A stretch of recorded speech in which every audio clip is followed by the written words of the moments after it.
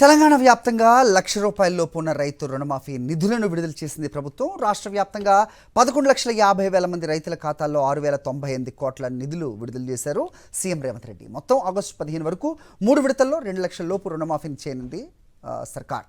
రాష్ట్ర వ్యాప్తంగా లక్షలోపు రుణాలున్న అనేక మంది రైతుల పేర్లు అయితే గల్లంతయ్యాయి. ఒక ఖమ్మం జిల్లాలోని డీసీసీబీలోనే 1,00,000 మందికి పైగా రైతులకు రుణమాఫీ వర్తించలేదు. తెల్ల రేషన్ కార్డ్, పీఎం కిసాన్ వర్తింపు వల్ల రైతుల పేర్లు మిస్ అయ్యాయనే అనుమానాలు వ్యక్తం అవుతున్నాయి.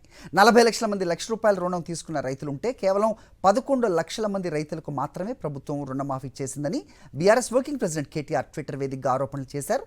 రైతు బంధు నిధులనే రుణమాఫీకి మళ్లించారని విమర్శించారు కేటీఆర్.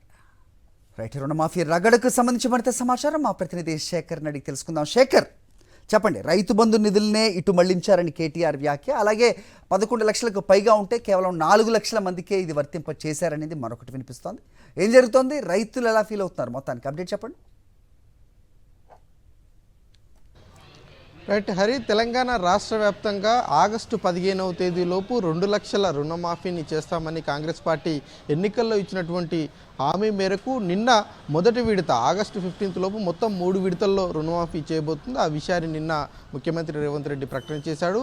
3 విడతల్లో మొదటి విడతకు సంబంధించినటువంటి రుణమాఫీ ₹1,00,000 వరకు చేశారు. అయితే 11,50,000 మంది రైతులకు 6,098 కోట్ల రూపాయలను విడుదల చేయడం జరిగింది. వాళ్ళందరికీ కూడా నిన్న సాయంత్రమే 5 గంటల తర్వాత రైతుల ఖాతాలో నిధులు జమ అయినటువంటి పరిస్థితులు ఉన్నాయి. ఇక రాబోయేటువంటి వారం రోజుల్లోనే రెండో విడతకు సంబంధించి 1,50,000 లోపు ఉన్నటువంటి రైతులకు రుణమాఫీ జరగనుంది. అట్లాగే ఆగస్టు 15 లోపు 2 లక్షల వరకు ఉన్నటువంటి రుణమాఫీ పూర్తి స్థాయిలో చేస్తామని ప్రకటన చేసింది. అయితే 1,50,000 లోపు ఎంతమంది ఉన్నారు, 2 లక్షల వరకు ఉన్నటువంటి రైతులు ఎంతమంది ఉన్నారు అన్నటువంటి అంశం మీద ప్రభుత్వం లెక్కలు ఇవ్వలేదు. నిన్న 11,50,000 మంది రైతుల ఖాతాల్లోకి జమ చేసినటువంటి లెక్కలు మాత్రమే విడుదల చేయడం జరిగిందని చెప్పుకోవాలి. ఇక దీని మీద ప్రతిపక్ష విపక్షాల మధ్య నుంచి కొంత విమర్శలు వస్తున్నాయని చెప్పుకోవాలి.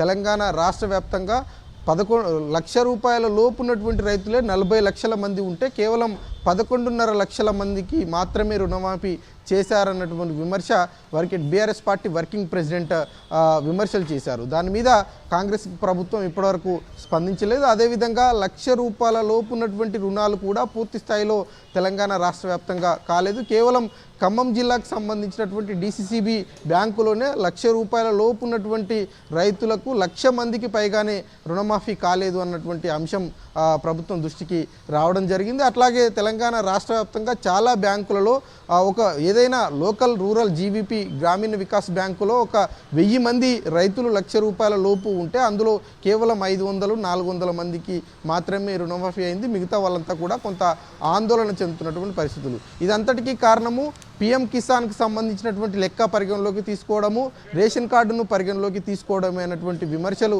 వస్తూ ఉన్నాయి. దీని మీద ప్రభుత్వం ఎట్లా స్పందిస్తుంది అన్నది చూడాల్సి ఉంటుంది. అదేవిధంగా తెలంగాణ రాష్ట్ర వ్యాప్తంగా 2 లక్షల రుణమాఫీకి సంబంధించినటువంటి విషయం మీద ఎంత మేరకు లెక్కలున్నాయి, ఎంత మేరకు చేస్తామన్నటువంటి అంశం మీద ఆగస్టు 15 లోపు క్లారిటీ వచ్చేటువంటి అవకాశాలు ఉన్నాయి. హరి.